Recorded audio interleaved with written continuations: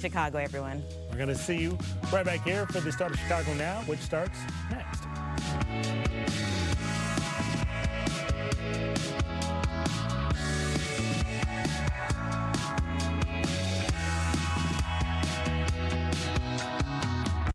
And I guarantee.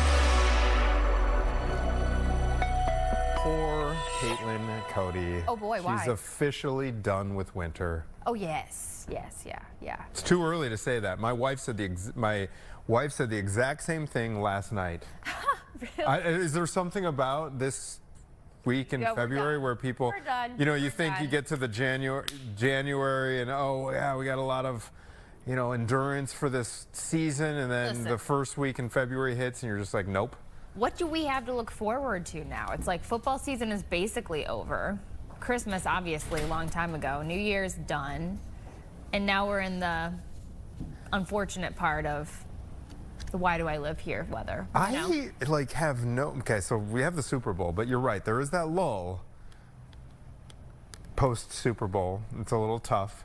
And the Super Bowl itself, I don't know if you have a dog in this fight at all. Like I just don't care that much. And I mean, haven't heard a lot about it. It's like it's not even a thing. You know, we've got Valentine's Day, but we were talking yesterday about it stresses you out. I know. What is Valentine's Day?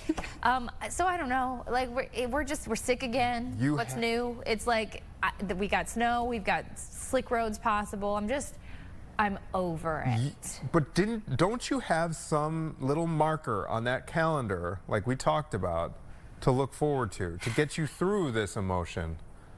It's not close enough. It's not close enough. It feels like it's at this point of the year where it feels like summer is never going to be here. Like summer was a dream that happened once and it's just never going to return. I don't even know what it feels like.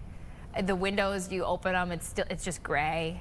Everything is dirty. My car has like The 3 snert. inches of snert. The snert, as on Mike all likes to call it. surfaces.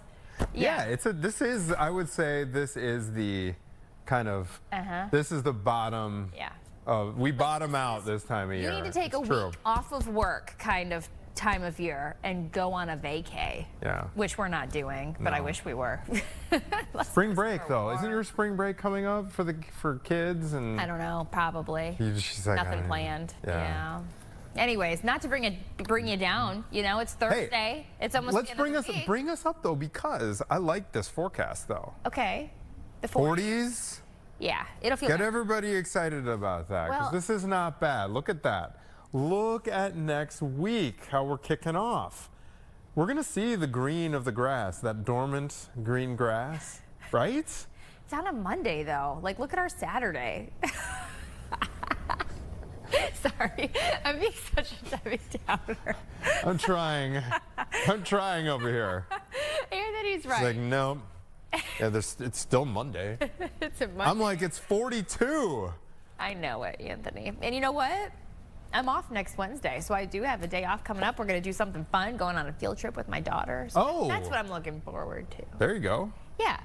Yeah. You are very active on the chaperone front. This is not the first time you've done chaperoning for the field trips. I think this is just a preview into how lame I am, because the days that I take off, it's like, what are you doing on your day off? I'm going on a field trip with my kids. With kids. I know it. But really though, yeah, that's what I base it around. So. That sounds way more stressful than work to me. A field trip. And here's why. Keeping track of kids in public spaces can be stressful. Yeah. My dad came up with a hack for this. Ooh.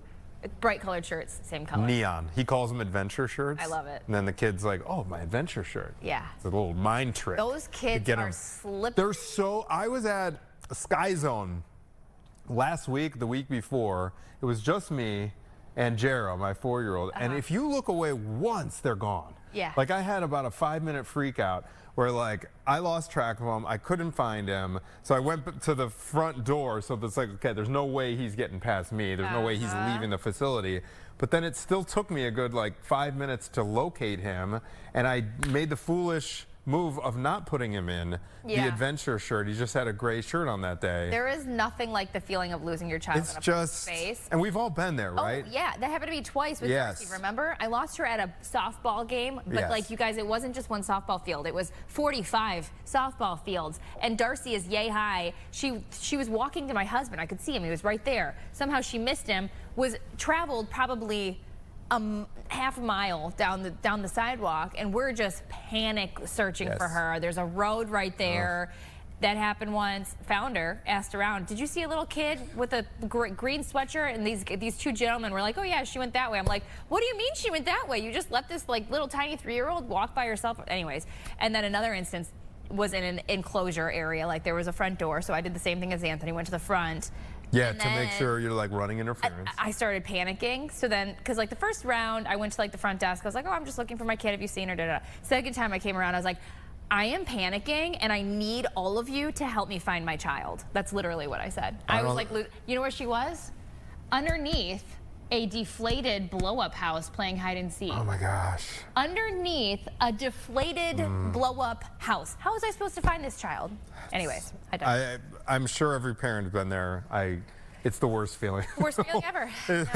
All the guilt, all the fear rolled up into one. It's great. Jake was funny. We were talking about something or other, and he's like, wow, parenting sounds super fun. Oh, yeah, that's right. That's right, yeah. We were talking about, like, staying up all night. Oh, yeah, and, like, you know, when your kids dislocate their bones and how you have to crack them back. Right, yeah. Jake.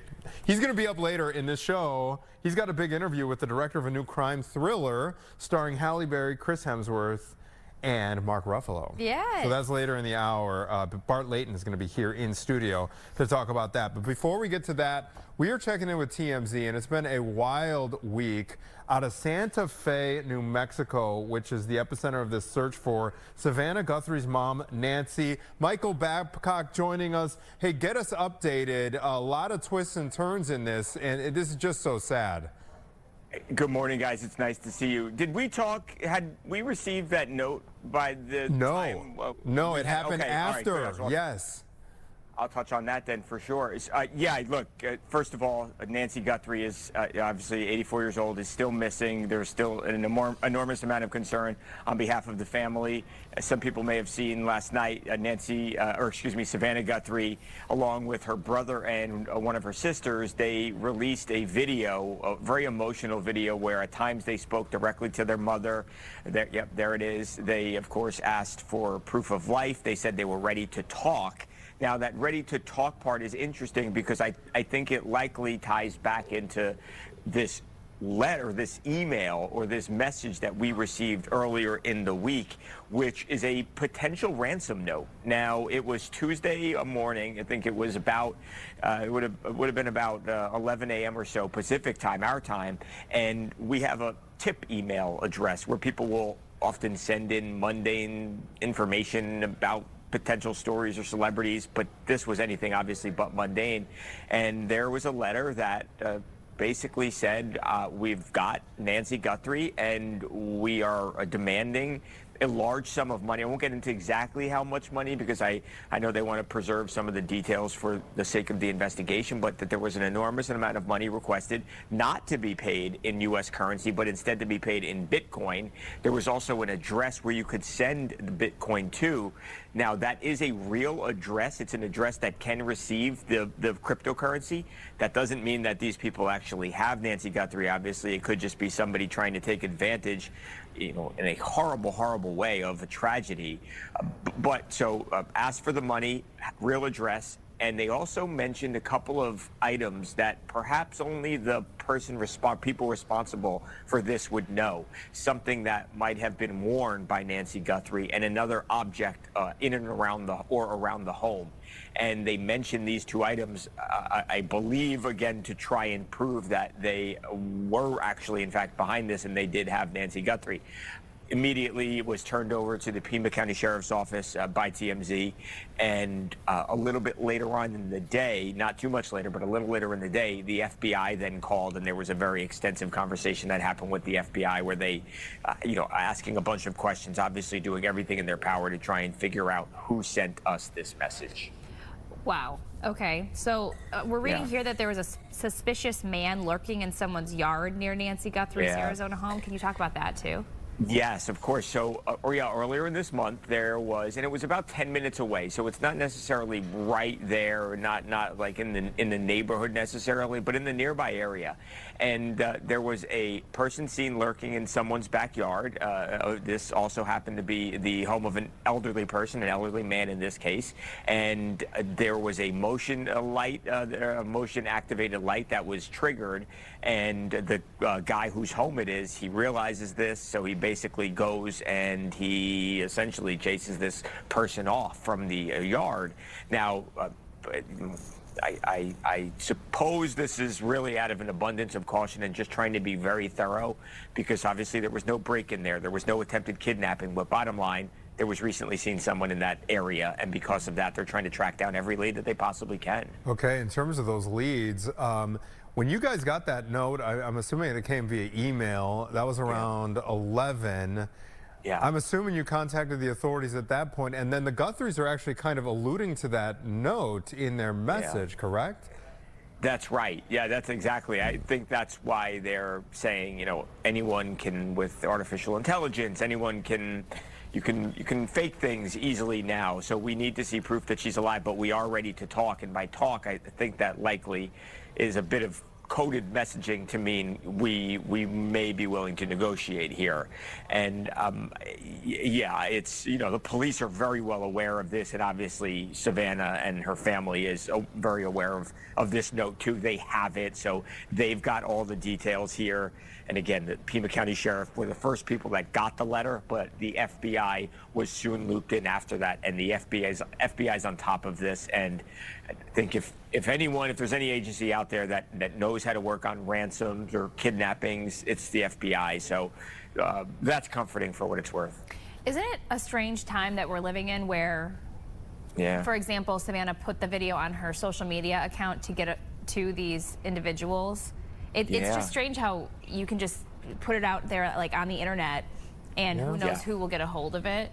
Yeah, no, I agree. I think it is. It's a different time. It's, you know, the way, you know, she obviously could have gone and done, you know, any interview she wanted to do, but she chose to do it on social media, and that probably says a lot. Yeah, sad situation there.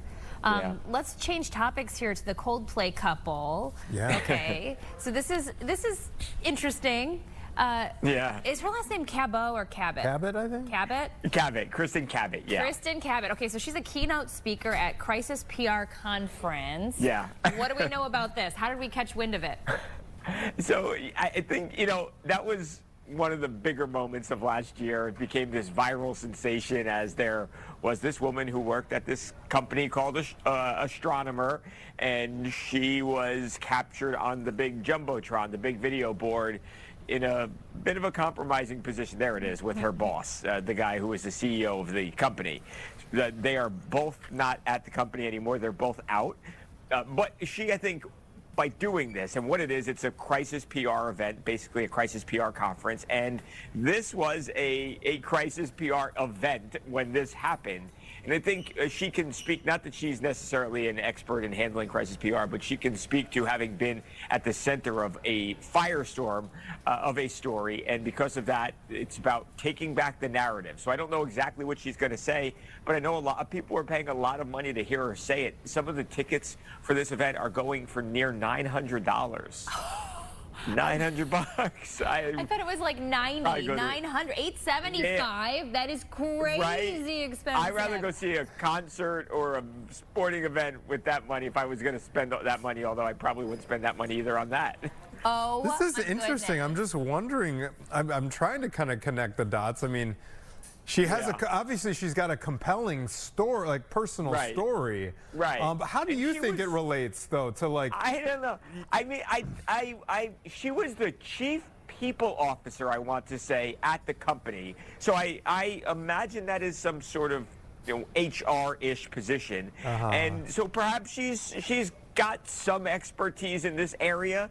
Again, like, crisis PR is very specific, and there are crisis PR managers who are the best and the go-to people for these things. So I'm not sure she's got that level of knowledge, but she's got an interesting story, if nothing else. Oh, yeah. I mean, she was put on blast across the airwaves.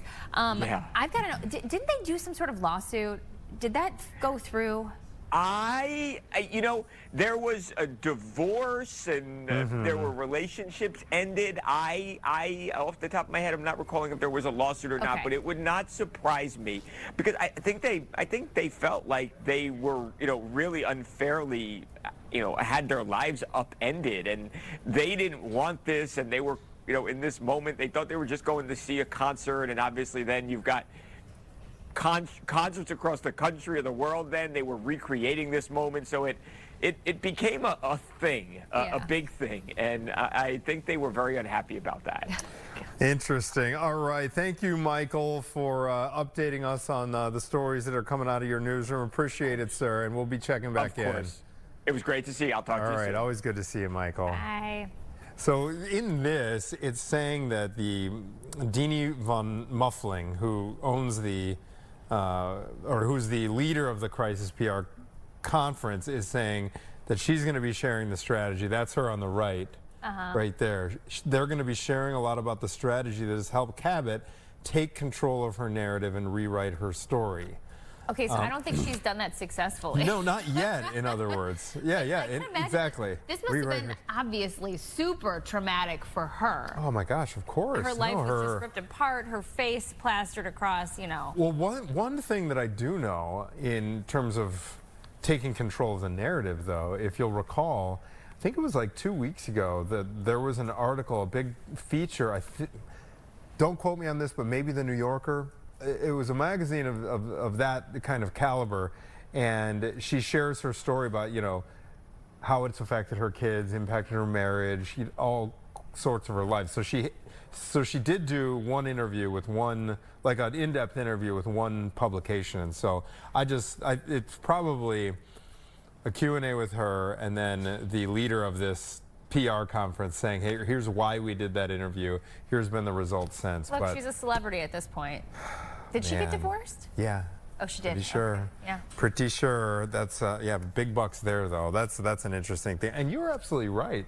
That, I mean, we all, you know, with regard to the Savannah Guthrie thing, we all are our own. We have our own production studios in our pocket now, and the ability to put something out worldwide. That is pretty incredible. Well, I was thinking back to like the Elizabeth Smart documentary that I just watched. That's on Netflix. I opened Netflix and bam, it was right there, so I watched it. And how back then they had to post pictures of loved ones who are missing, like on light poles or going on the local news. The milk carton thing. Exactly. But now there's other ways to get your message out when there's a missing person or whatever's going on. And just, you know, the aspect of being able to just post it on social media as she did and just hoping that it would reach those individuals is wild. And on the flip side of the whole thing,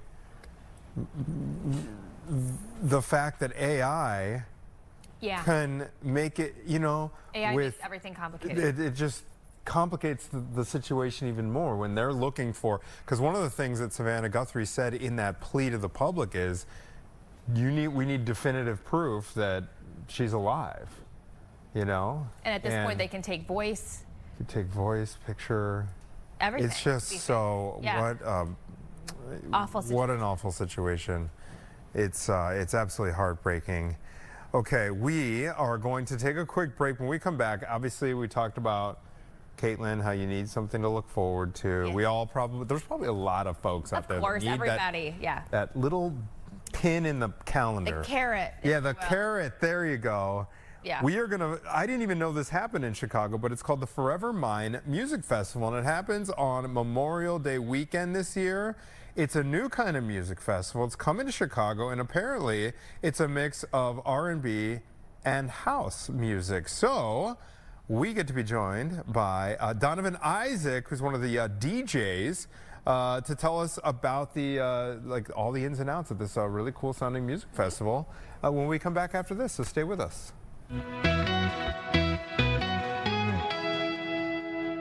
Are you sure?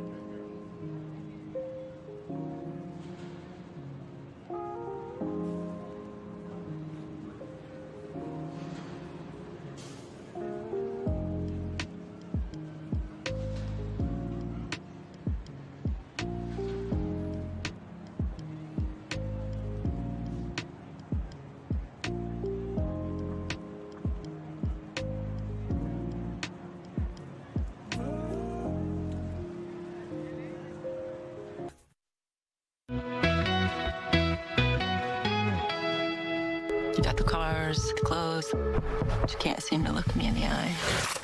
Start by handing me your phone. You're looking at robberies of jewels, money, or high-value items in the last 4 years.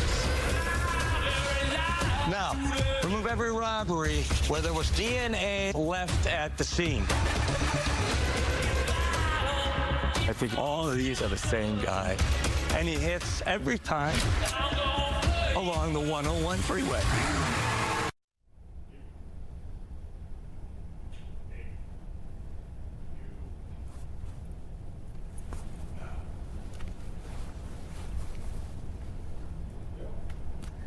The new thriller Crime 101 hits theaters Friday, February 13th. Not only is it one of the first truly great films of the year, not only does it sport one of the best casts you're going to see in any movie this year, it also sports a style of old school sort of crime filmmaking that you just don't see at the movies anymore. And we're here with the man who made that possible. Writer-director Bart Layton. Bart, I am so excited, man. Thank you for taking the time. No, man. Thanks for having me. I truly, truly love this film. And this is such like a, it sounds like a poster pull quote, but I truly mean this whenever I say, so I rewatched Heat the other day. And while rewatching Heat, it really was one of those, they don't make movies like this anymore. Right. And then I went and saw Crime 101 and I thought, maybe they do. Maybe they do make movies like this. I'm sort of curious if you agree with that sentiment and if that was something that you thought about the first time you called action. A little bit. I mean, I definitely agree with you that like those kind of movies that we remember from, I don't know, going with your dad to the cinema or whatever it was, or certainly as a young person, there were those really cinematic moments that weren't franchise films. You just remembered them and they were imminently rewatchable, and I did have a sense of like where have they gone. And I think when we set out to make this, there was very much an intention. It was definitely going to be for the big screen, that it was going to hopefully deliver the thrill ride and that kind of, I think Heat cast a long shadow. We wanted to do something, I guess, that had that propulsiveness and that excitement, but had its own identity, felt very contemporary. So yeah, I certainly felt like, wouldn't it be amazing to try to bring that experience back to the theater? You know, people often ask me what's my favorite movie filmed in Chicago, and an answer that I tend to give, and people go, what's that movie, is Michael Mann's Thief, filmed right here in Chicago. And I mean this as the ultimate compliment, and I hope you take it that way. I watched this movie, and if I didn't know who had directed it, you could have told me William Friedkin, you could have told me Michael Mann. Are there lessons? Yes, obviously Heat cast a long shadow, but are there lessons from those guys that you learned and you kind of put to practice? Totally. I mean, I think if you know, if some of what the studios or Hollywood has been doing recently is got a little off track, is that I think there's been a huge amount of focus on kind of action intensity rather than emotional intensity. And I think if you can get both, which is what those guys did, so you really cared about the characters, you were deeply connected to them, and so when you deliver on those car chases and all that fun stuff that we love, if you are fully engaged and you love the characters, I think your experience of them is bigger. So your heart rate changes along with the characters in the film, you know. So that was the intention. And what those guys did, Billy Friedkin, I actually had this amazing experience. The last film I made, he watched and he summoned me to have lunch with him. Wait, was that American Animals? Yeah. Wait, you showed American Animals to William Friedkin? I didn't show it, but someone did, or he screened it, and then I got this message saying, can you come and have lunch? As one does. And obviously he was a hero, and I had this crazy, and I guess I wanted to be best friends afterwards. Right. But I asked him a lot. I asked him about the car chases in French Connection and Live and Die in LA. And I was like, tell me a little bit about that process, because obviously I wanted to do something in this, which was going to be, at this point, this was this already in the back of your mind? No, but I always wanted to do a movie of that scale and that. And the secret to how they did what they did was they basically nearly killed people. I mean, they were so on the edge. I mean, that's 70s style of filmmaking, man. You really can't. I mean, we talk a lot about they don't make movies like that. You can't make movies like the health and safety. So what I wanted to do, especially with like the action sequences in this, is as close to the edge as we could go. So when you see Chris Hemsworth driving 80 miles an hour through downtown LA and what looks like nearly having head-on collisions with oncoming truck. That's because it really is Chris driving. We built technologies to put you in the car with him as an audience. We built all kinds of things because the health and safety prevents you from putting a cameraman in. Right. So we built robotics, we built all sorts of stuff so that the experience comes down to this one question of what would this really feel like? And I think that's what those guys did a bit better than what we've been doing recently. I am so glad that you didn't have to get on the phone and say, we killed Chris Hemsworth, because that is a phone call that no one wants to be on the wrong side of. You mentioned, oh, actually really quick, nerdy question. Did you get to ask William Friedkin any Exorcist questions? I didn't, although he told me this great story that, and you may have heard this, but when that came out, he said he would call round all of the theaters and he would ask to be put through to the projection booths, and he would ask the projectionist to hold up the telephone, and if he couldn't hear the volume, the sound from the booth, he was like, it's not loud enough. Wow. Turn it up. What a great story. Yeah. That's fantastic. You mentioned the characters in Crime 101. I mean, the cast is unreal. If you couldn't see it from the clips we were showing, you're looking at Chris Hemsworth, Halle Berry, Mark Ruffalo, Barry Keoghan, who's fantastic, Monica Barbaro, who has a great role in it. And what I love about all of these characters is that, and it's amazing how you weave them all together, every single one of them could have their own movie. But you're somehow spinning all these plates so that no one feels shortchanged. All of these characters kind of feel like the main character of the movie. I mean, God, we're looking at some of the cast right now. I mean, how do you have all of these well-written characters and not have any of them kind of get shortchanged and lost in the shuffle? It's tricky, you know, and it helps being the writer as well. And what you do writing is you're trying to create a rhythm whereby what you definitely don't want is, you want this sense they're all on a collision course, these characters. You don't exactly know how, but you know they're going to come together. And the great thing about a heist movie is generally, you know at the beginning, there's a big question that's not going to get answered till the end. Sure. So you're like, how is this all going to go down? And then you're trying to, it's like a piece of music. You don't want to go too far over into the kind of Halle story, and then you lose the Chris story or the Mark story. So it's all about making sure that we're interweaving and they all feel interconnected. And that's, I guess, it's partly about the script and it's partly about the edit, and it's also about the score, keeping it really propulsive and killer and all that, You know, there are some people who are going to watch this trailer and go, oh, look, it's Thor. Oh, look, it's the Hulk. Or look, you know, Barry Keoghan, the Joker and the Batman movies. But what I love about movies like this, particularly for someone like Chris Hemsworth, is that it's a reminder of what he can do. You know, I loved, you know, I've been telling people all the time to watch Ron Howard's Rush, because it's such a great Chris Hemsworth performance. This is a great Chris Hemsworth performance. And I feel like as an actor, or I'm sorry, as a writer-director, it's got to be great to sort of showcase an actor like this and remind people, you know, he can do a lot more than Thor. He said this is the thing, this is his proudest performer, you know, this is the thing he's most proud of. Really? Yeah. And I think he said, you know, the other thing that he harks back to is Rush. Yeah. And is that true? Yeah. Really? Yeah, because I think, you know, I think they were real characters with real layers. I had seen him do things even in Thor that looks easy, which is really difficult. Yeah, and by no means are we I love the Marvel movies. Totally. Obviously, we're not discounting his work in those. But I'd never seen him do anything, even including Rush, that was close to what I wanted from him in this. Yeah. And we did, you know, we changed there was a point in the production process where it was like, you've changed my hair color, you changed my eye color, you changed my posture, changed my physicality. What actually was it that you wanted? And the truth is I wanted a different Chris that still looks as incredibly devilishly handsome and beautiful and mesmerizing, but also has this whole, and I think if anything, one of the things that's really going to surprise people in a good way is how phenomenally good he is as an actor. He really is. At the first time we see him in the film, you have him in brown contacts, and just that subtle change makes you go, oh my, it's not even him. Like, you take away the blue eyes, totally, and he's got dark hair. It completely changes. This is going to be a silly question, but I always love asking people who become close with actors who are kind of larger than life. Chris Hemsworth, Halle Berry, Mark Ruffalo, I'd imagine they're in your cell phone. They're in your cell phone contacts. Oh, of course, yeah. What do you, like someone like Chris Hemsworth, what do you have him saved as?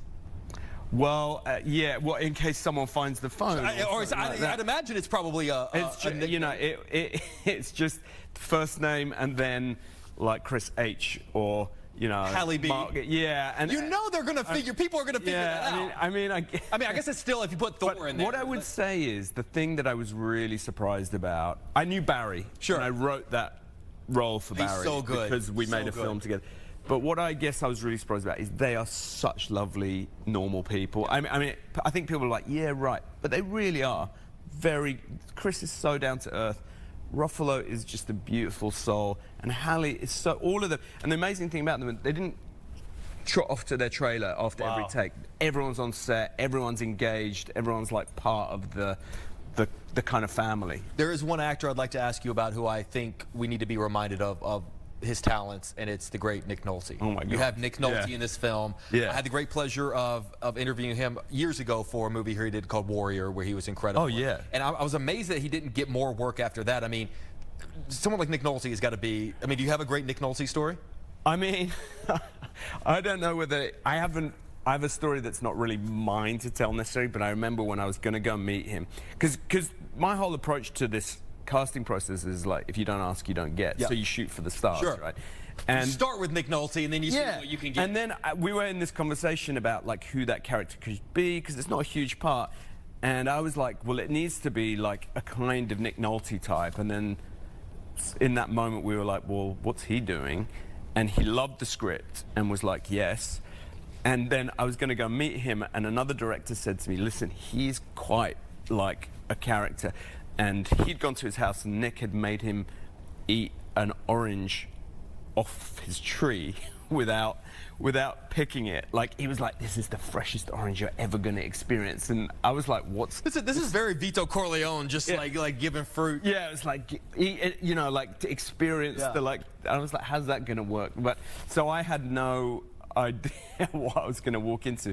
Fortunately, we met in a Greek restaurant, so there's going to be a limit to what I was going to have to eat off a exactly. It was on the menu. It was on the plate, fortunately, and he was amazing, and he loves to do his research. He's very serious. He wanted all of the research that I had done into the real people who do that job, and he was so committed, and he's 83, maybe 84 now, and on set he brings that presence. Wow. I mean, it's an amazing scene, the scene that he shares with Chris. If you can't tell, I love this movie. I'm so happy. Thank you for making movies like this. Bart, Crime 101 opens in theaters, not this Friday, next Friday, February 13th, and I always tell people we've got to support movies like this because we want more movies like this. So I agree. And also, if you haven't seen American Animals, absolute masterpiece. So, man, Bart, if you can't tell, an absolute honor. Thank you for taking the time. No, likewise. Thanks so much. Thanks very much. All right, guys, we'll be right back.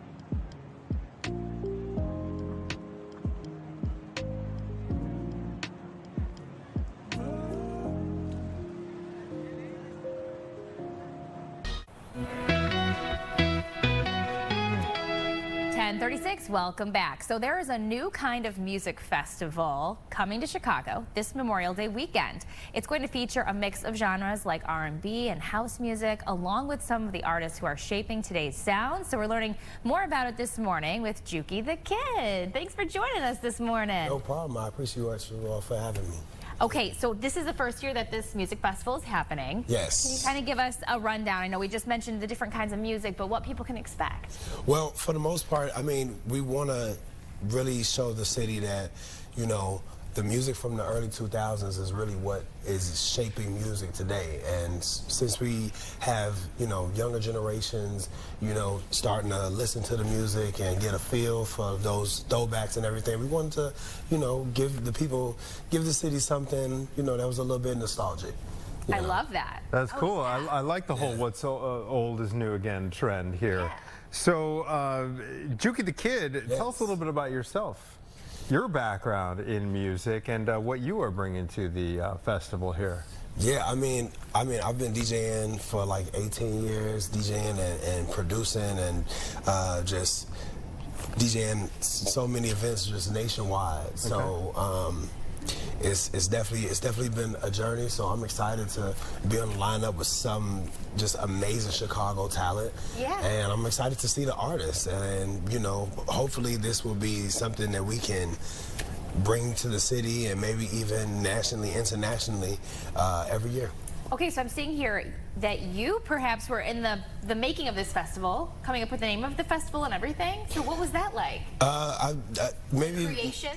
You know, maybe a slight little bit of inspiration, but the creators and the producers of this festival really put their all into everything from the graphics to the lineup to the way that the stages and everything are set up, and just everything about the festival. It's a lot of great people on the team. Let's talk about the venue or venues. Where is this all going to be unfolding? So this is going to be at Union Park. Nice. So really huge space. So I'm really excited to see what the layout is going to look like and the stages and all the different art and vendors and everything. We got photo booths and just a little bit of everything. So yeah. Okay, and this is Memorial Day weekend, so people have to really mark their calendars for this. It's a 2-day event, it looks like. Is this going to be like an all-day thing or just like an afternoon and evening concerts? So most definitely it's going to be an all-day thing. There's so many people on the lineup that we gotta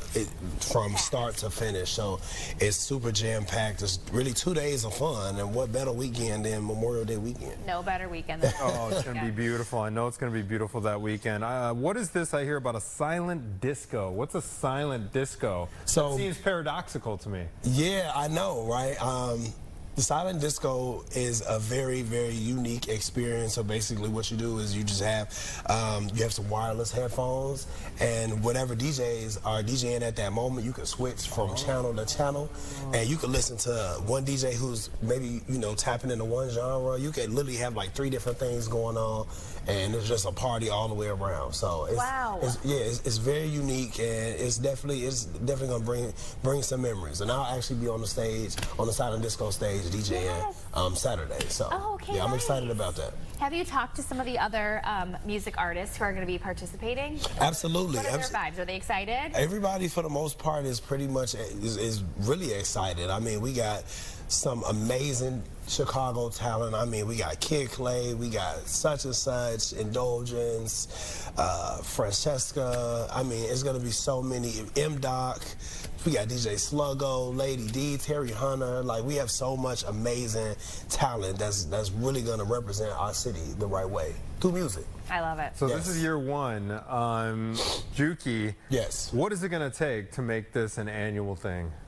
I feel like the people are going to be the ones to really you know, make it an annual thing, because there are not a lot of festivals that a lot of festivals are like coming and going, you know what I'm saying? Right. So it's really up to the people to really come out and show love and just show the world that this is something that we need.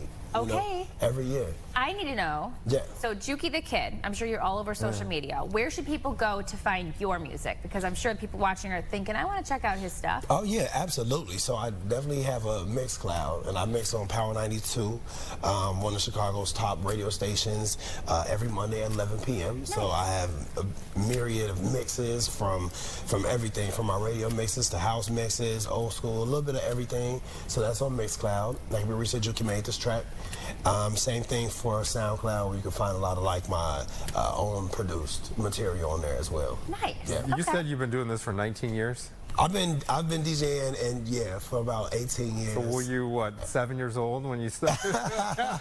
Yeah, I mean, get your start. I mean, listen, I grew up on the South Shore drill team, and I feel like even outside of that, I've always been very musically inclined, and being with the drill team was one of those parts of my life where I was introduced to so many different genres of music. So I've always had a love for music, and I kind of like always knew I wanted to be a DJ and make beats and make tracks and stuff like that. So yeah, big ups to my grandma, big ups to the drill team, just for really just like instilling that in me, you know what I'm saying? So not staying in one realm and just being open and being exposed to all different types of music. And I've always been in love with it. Just setting the foundation. Absolutely.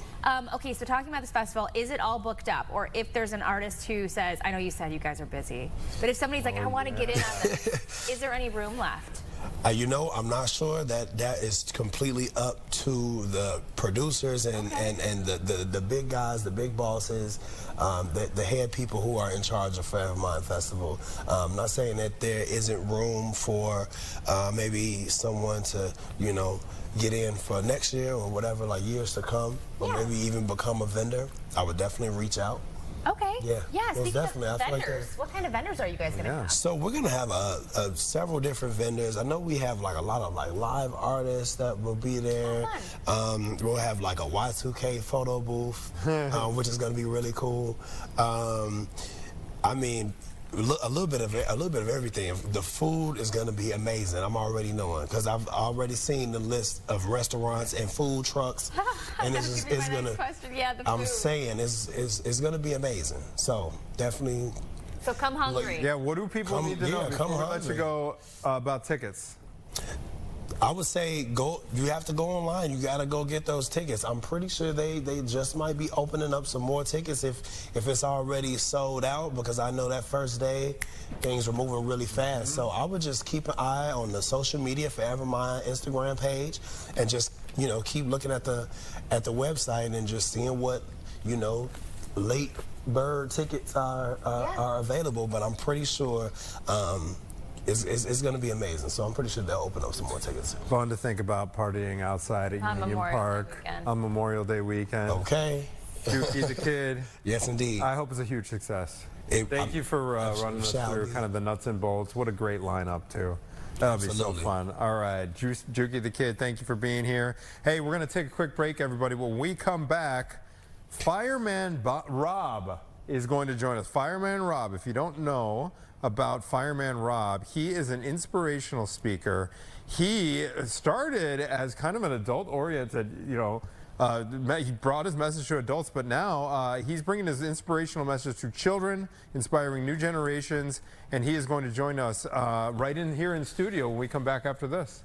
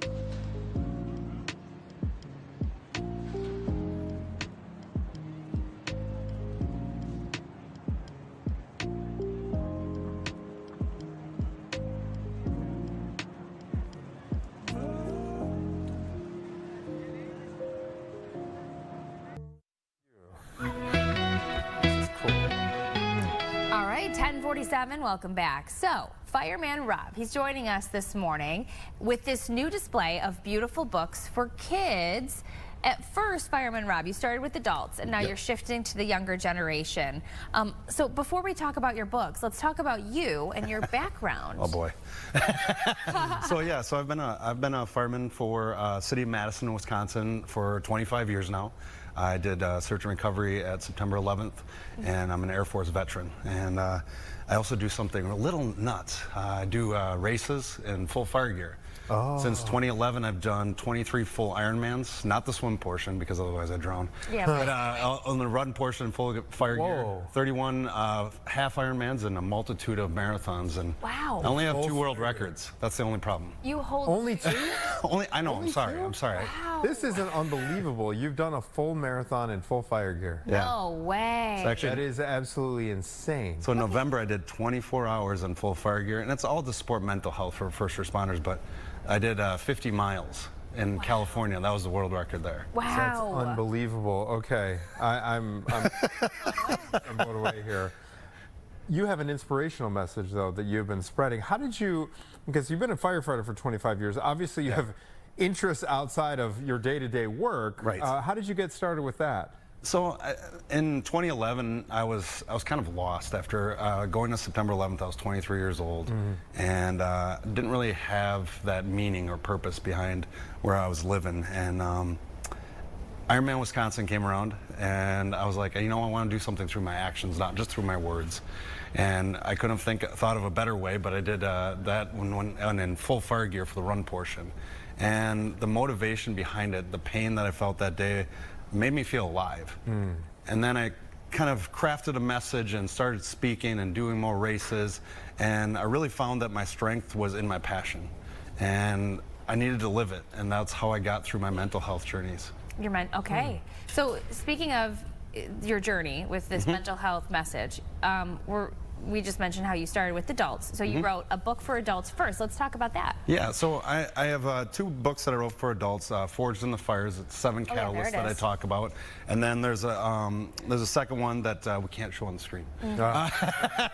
But it's Fighting for Tomorrows. The second book that I wrote really was a 10-year process. There's many times I didn't want to publish it because it was a lot of personal stories. And really it's about my mental health journey, my being able to accept that I had a struggle, being able to confront the pain, but then at the same time getting onto the other side and finding that mental strength that I needed to have to just get through a day, get through an hour. Because a lot of people who have mental health journeys, they don't see the next month, they don't see the next year.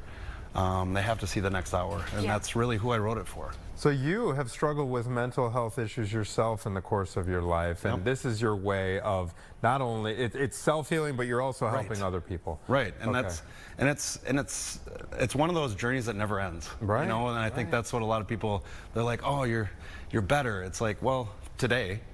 Tomorrow may be a different story, and so that's where a lot of people have to know that they're not alone in this struggle. We are taking a look at some shots here. One of them was X-rays of what looked like knees. Yes. What was the story behind these images? So I've abused my body plentifully. Sounds like I have a partial knee replacement. So in 2023, I had a partial knee replacement because I was bone on bone. Oh God. And so I wasn't able to follow my passion. I wasn't able to go through my passion because I couldn't move without pain. And when you're in mental health crisis, the pain doesn't help you any. It just exacerbates everything worse. And so I got this great Smith & Nephew knee, partial knee, that gave me the opportunity. I've done 30 races since then. On the knee? On the knee. Good for you. And so it's given me back my life. And I think that's what's so powerful is like, we have these opportunities. You have to take them by the reins and just go after them. Amazing. So you're speaking about exercise as one of your coping mechanisms for mental health, which I'm with you. Mental health is literally everything. Yes. Can you give us some other tips, advice, things that we should incorporate in our own life to help our mental health that you've learned over the years? Definitely. I think it starts small. It starts with appreciation of little things, that happen in the day. We have an acronym that we use for the Fireman Rob Foundation called SMILE. Simple moments impact lives every day. And it's so true, definitely in the mental health framework of if you can just get up and be appreciative of just one thing. You don't have to be appreciative of the whole day, of your whole life, everything that's happened. Just one thing. Just find one thing. And that'll help you to get to the next moment. And I think the biggest thing that I found in my life was finding what I'm passionate about. It's not going to be the same thing throughout time, but we have to sit there and reflect on it a little bit more than we do and find out what you're passionate about, because that's what you're going to contribute to the world as well as to yourself. I'm thinking of a guest we had on just yesterday. She was specifically really interested in sourdough baking. Yeah. She like made a little video, it exploded, and she's got this insane business now that's grown. But that's exactly what you're talking. Like, she found her passion. It's a very specific thing. You also talk not only about passion, but you know, this whole series. You have books geared toward children. This one's about self-worth.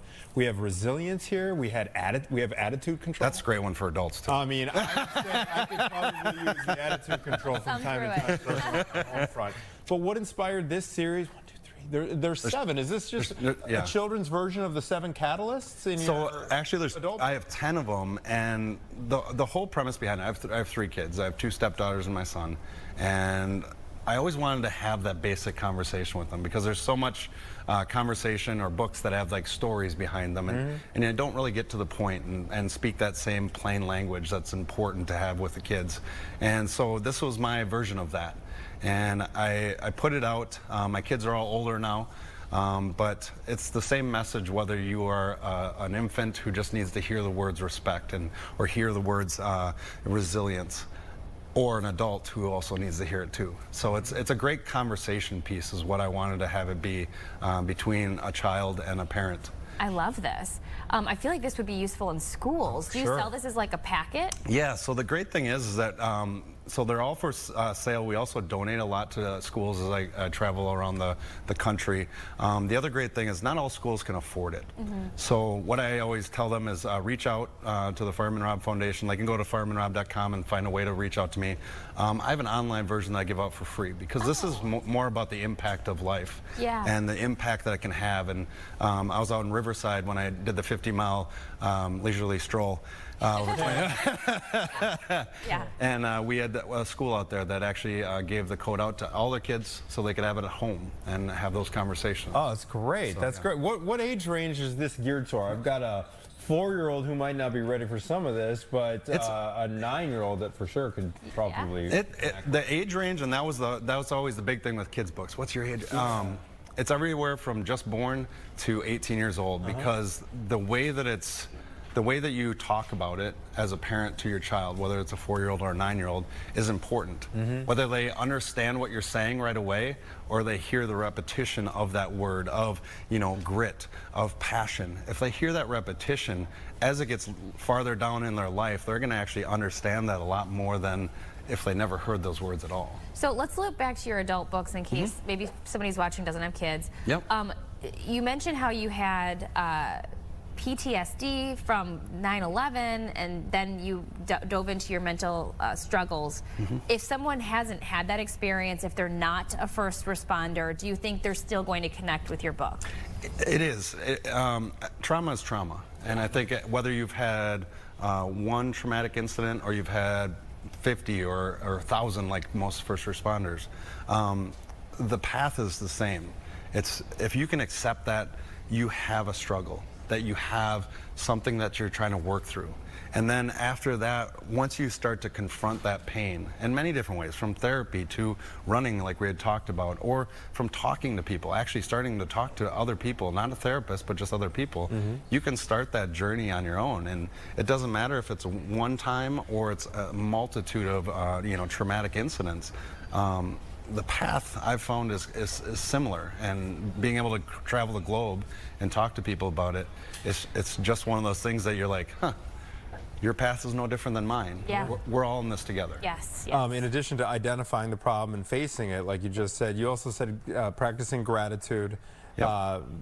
Finding one thing you're thankful for each and every day is a good strategy as well. Anything else that you would suggest to an adult who maybe be joining in right now who could be having a hard time, especially this time of year? We all get down in the dumps this time of year. I think one of the big things, it's a hard step to start talking about it, right? A lot of times we can just start to write it. if you can write it down.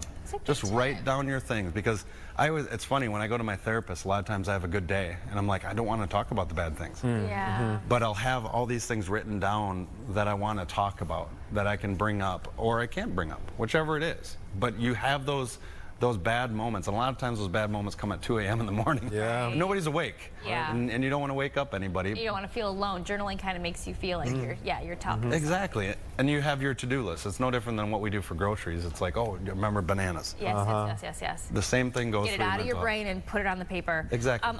Last question. Yeah. I'm seeing a lot of pictures of you in schools. If there's a school that's watching, I know you're local, kind of, Madison, Wisconsin. I travel. Okay, so people can reach out to you. Maybe you could do a little school visit here in Chicago. I would love to do that. I mean, the greatest thing that I've been given in this life after going through a lot of the struggles is the ability to help maybe shape one life. And that's all we can hope for in this life. All right. Thank you so much, fireman Rob. Yeah. Sorry. No worries. I haven't graduated to that yet. I've got something special for both of you. These are challenge coins. Oh. Okay. And on the back, there's a special Got a statement. nice weight to them. You can read that. Wow. The strongest people fight battles you know nothing about. That's right. True.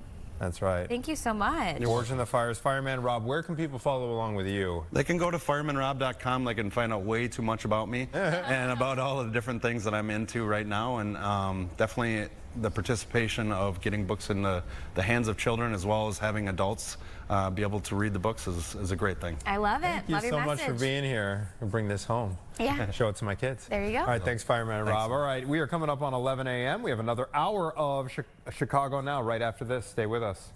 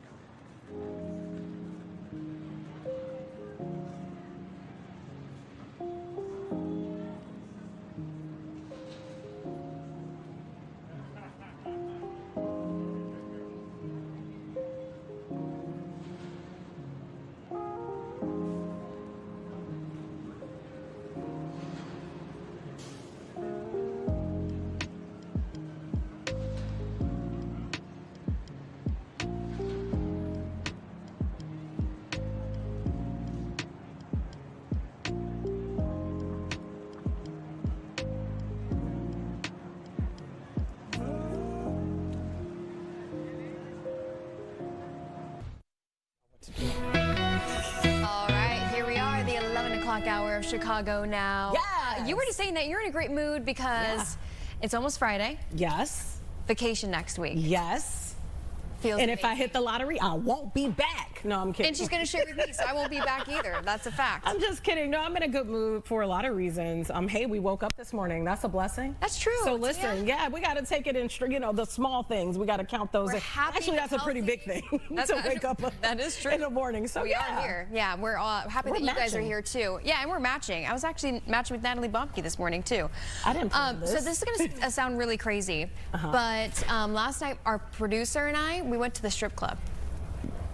What you mean, the strip club? We went to the strip club. Like a real strip club?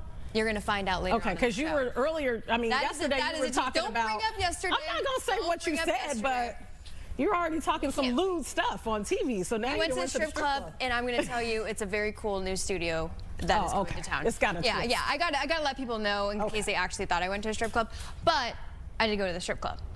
Okay. Again, we're talking about it later. Okay. We have a Chicago-based music group called Levity that's going to be joining us. They are huge, hundreds of thousands of followers, and they started right here in Chicago. That's awesome. But first. And have you gone yet? Because I know we talked about it. But you and I have talked about it many times on this show.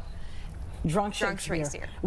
I mean, I don't even know where to start. It is so much fun. It is nothing like probably what you have in your mind. I know I had what, I thought it would be like. It was the complete opposite. It's funny. And you really don't even have to know Shakespeare to really get into it, which I think is really cool. Because my husband was like, what are they talking about? And I was like, well, I'm an English major, so clearly I know a little bit more about Shakespeare. But anyways, Drunk Romeo and Juliet, they are right here in Chicago this week, and we have them with us. Skylar Sprague. Am I saying it right? Is it Sprague? Yes, yeah. Sprague. Okay, who plays Romeo, and Mo Riley, the person who is responsible for getting the actors the buzz they need to get on stage. But wait a minute, you act too. Yeah. I play the role of Capulet. I used to be a bartender, actually, which is a funny thing, like, to lead you into being a professional drinker like we are now. Yeah. But I play the role of Capulet, so I'm like the whole house that supports Juliet. Okay, I gotta ask you this because I've seen it. Gabby is a virgin. She has not seen it yet. Okay, but talk about, because I was there and I felt like, well, some of this stuff is not rehearsed. This is literally on the fly, being able to really think on your feet, and you guys hit that perfectly. It's a really cool mix of, it's such a tightly scripted, very sharp, rehearsed show, but it has these moments and pockets of freedom and improvisation that can be different every night. And that's what keeps it fresh for people coming back and seeing it, and it keeps it fresh for us as the cast. Like, both of us have each done over 500 shows. Whoa. So over some years. And so, like, doing the same show that often, it's fun because it's never quite the same thing twice because of those little moments where we can mix it up. Wait, so how often during the week are you doing this show? There's like different contract tiers. Some of us do 8 shows a week. Some of us do 5 shows a week. So it kind of depends on what contract you have at the time. Right now we're working Wednesdays through the weekend, and that's you can. But like on a Saturday night, we're doing 3, sometimes 4 shows in one night. Yeah.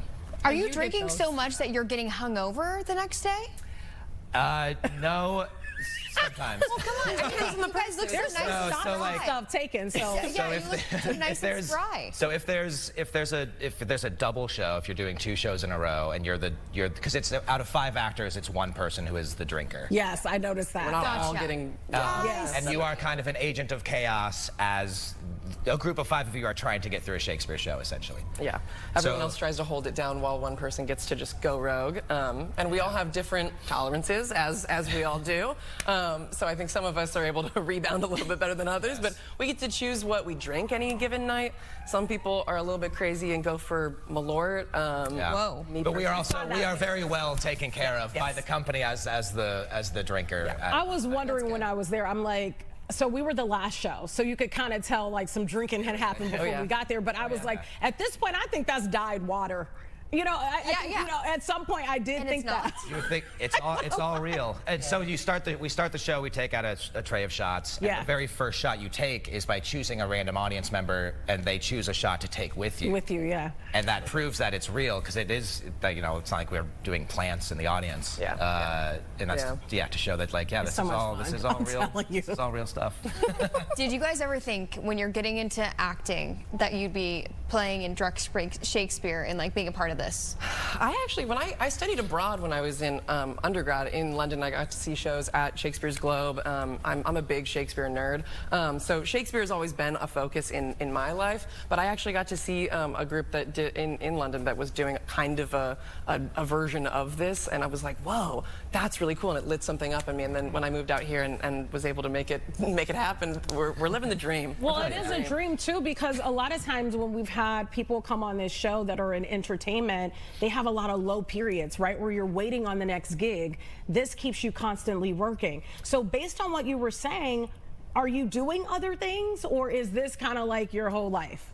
Again, it kind of depends on so for your contract length, if you're doing a 6-month contract at 8 shows a week, that's kind of, this is the gig. But again, it's pretty cool. It's a very rare thing in the acting industry, theater or film, to have to be in a never-ending play, essentially. Yeah, true. You know, we never have a closing night necessarily, because it is your day job. I love it. Which is cool. But then because the contracts only last a certain amount of time, you can, you know, we're actors. There's other gigs that come up. Yeah. And it's cool to be able to go and then come back and have this. It's such a cool kind of like artistic home base as a comedy actors doing this. If I remember right, it's what, 90 minutes, an hour and a half, right? I felt like I was there a long time and I wasn't ready to go. And you guys are changing it up every time, pretty much, right? Depending on when that person. The show itself is typically going to be the same for 8 months. But is it ever hard to fit it in that hour and a half? Like if you guys kind of go a little awry with the drunk person? That's the drunk in the purple. You think? Yeah. When I was there, that was. Oh yeah, you got to see Benjamin Jenkins. Yeah. And there's me when I had a beard before I started playing Romeo. That's you. Yeah, it's what were we talking about? Can you fit it into the hour and a half? Well, yeah. Sometimes we got to get reined in a little bit. But we're also quite good at like keeping it snappy. Again, it's mostly very tightly rehearsed. Yeah, and we're such like, it really is a group of nerds. Like we are, and the long form of like the show just continuing on really lends itself to honing in like a group of people who just love doing it for the story. So we're all here to like, we know every part of the show, and we're really like pushing ourselves through it, and like yeah, the whole group kind of like takes hold of the story and of the Shakespeare. As soon as it starts, it's just we're out of the canon, and it's chaos. Energy it's chaos. You've seen it. It's fun chaos. Yeah. I have heard such good things. You gotta go, Gab. You cannot keep waiting and putting it off. And I say go with your husband, or go with the group too. Well, like you said, if you're a Shakespeare nerd, you're gonna love it. If you are just some person who's like never seen theater before, you're like you're gonna also love it. Yeah. It's cool. It kind of has the whole spectrum. That's true. Very true. Has it been? I mean, probably not surprising because you guys have put so much work into it. But there's been also a really good crowd that has been looking forward to seeing you guys. It's going really well on social media. I've seen some reviews. Yeah. Obviously, word of mouth too. That probably makes you even more proud to get on stage every night. Yeah. It's been really exciting as we open this new show, start doing Drunk Romeo and Juliet, leading into Chicago Theater Week, into Valentine's Day. I think there's a lot of really, there's a lot of like really lovely, like it's well timed. It's a good time for love and for Shakespeare and for getting a little drunk. So what makes this different from like what I probably saw? I think I was there. I would have been there in September. Yeah. So what makes that different from what you're doing now? You saw our version of Macbeth. Yes. And we're doing the Macbeth show, and now we're doing that same concept, but we're doing Romeo and Juliet. So we're taking just one of his shows and, again, like trying to get through it together as one person is making you do a monologue as Kermit the Frog or whatever it is that comes up. Yeah. How much of it is like the crowd too? Like, how much of it is, you know, because I noticed that you play a lot off of the crowd. So we had a really good crowd that night. But I'm guessing some nights, you know, you got to wait till the crowd gets loosened up, or maybe they already come that way. How fun is it, though, to have that crowd interaction? Because sometimes you go to these bigger venues and, you know, you're looking down on the actors and actresses, right? You don't really see them. But this, you're like interacting with them. Yeah, it's a real benefit of our space being, it's a tight like alley theater. Everyone's like becomes a part of the show, really, and very similar to the way that Shakespeare used to do his shows with the groundlings all like in the pit right in front of the stage. We get that same like relationship with you as the audience to like really like, you know, any given night we pull folks up on stage, do different things. Like I think when you were there, we had like Ben had a fun back and forth with you. He did. He took his pants off too. I recall. Yeah, and that is you never know. He had on undergarments, but yeah, I remember that. We're also kind of a strip vividly. club sometimes. Yeah, I was gonna say, you know what? There's been a theme this week. Anyway, I don't want to bring up yesterday. I don't want to bring up yesterday. What were you gonna say? What was I gonna say? Oh, what's your drink of choice? I usually shoot mezcal. Yeah. Okay. Mezcal. Yeah. Smoky tequila. I like. Okay. Yeah. I go for a tequila, and then I have like a little slice of lime with each of the shots that I do, because as you should. Yeah. It's nice that you get to choose what you're shooting as if you're the drunk person. Yeah. Got it. You get the choice. I wanted to ask you, because some people in the crowd, like there was a husband and wife with next to us, and the husband, after a while, you could tell it's time for him to be a little, you know, simmer down. Let them do their show, right? Oh, he was too hyped. He was just really into it. I don't think it was because of drinking. I think that was just literally his personality. And it's an environment where you can kind of talk back, but some people don't know when to stop talking, right? Have you ever had that experience where it's like, you know, like, have you had a crazy experience during any of these shows where it's like, all right, now we're doing a show. You're not one of the actors. Yeah, I mean, again, it can be very much a party atmosphere, especially on like a sold-out Saturday night late show, which is great for us sometimes to have that energy to be riding to keep off going, the audience. But yeah, sometimes it's like, okay, let's like rein it in a little bit, which is just another fun challenge of ours to kind of like push through that and use that and find a way through. But like again, that is how it was in Shakespeare's time. It was a party, and like there's this kind of misconception about like Shakespeare being this very kind of tight, like high art thing, and it's cool to be involved in something like this that kind of like dashes that, and like it's still this incredible transcendent poetry, but it is a party, and it is all these crass R-rated jokes are written into the Shakespeare. We don't really have to do much to kind of pull that out of it. Yeah. I love it. These pictures are really cracking me up. So you're saying, I'm going back to the crowd, okay? So are you safe if you're sitting in the way back? Like, which is only like nobody's safe. 4 rows up, yeah, which isn't a bad seat. So you could potentially be called up even if you're not sitting in the front row. Oh yeah. Oh yeah. We can see you. We can hear you. Much to your, you know, it's right. You're sitting this close to us. Yeah. No matter what seat you're in. Yeah.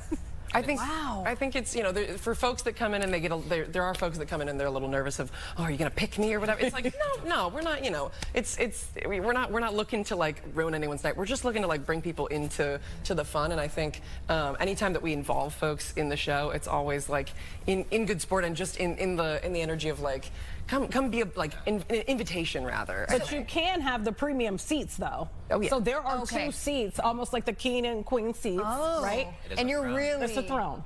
Oh, you're really in the party immersed into the show. So you're pretty much kind of doing a vibe check with the crowd. Like, we're all very good at clocking. Who might be a good choice? All right, you're going to be fun. You're going to want to participate in some way. This person over here, don't talk to that guy. He's just, you know, he's +1.